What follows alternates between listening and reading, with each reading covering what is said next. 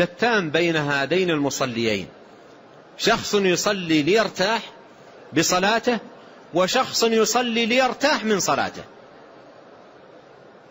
كأنه مقبل على عبء ثقيل وحمل يريد أن يتخلص منه بأسرع وقت، ولو صلى مع إمام وأطال قليلا في صلاته غضب عليه غضبا لا يسكن منه، لأنه لا يرتاح في الصلاة بل يرتاح من الصلاة، كأنه في مكان مقلق مزعج، مكان يجلب له النكد والهم يريد أن يخلص منه بأسرع ما يكون.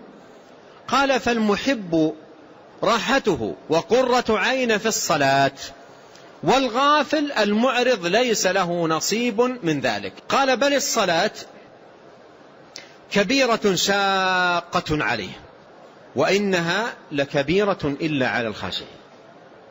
كبيرة شاقة عليه إذا قام فيها، يعني قام يصلي كأنه على الجمر، إذا قام يصلي كأنه على الجمر حتى يتخلص منها، كأنه على الجمر حتى يتخلص منها.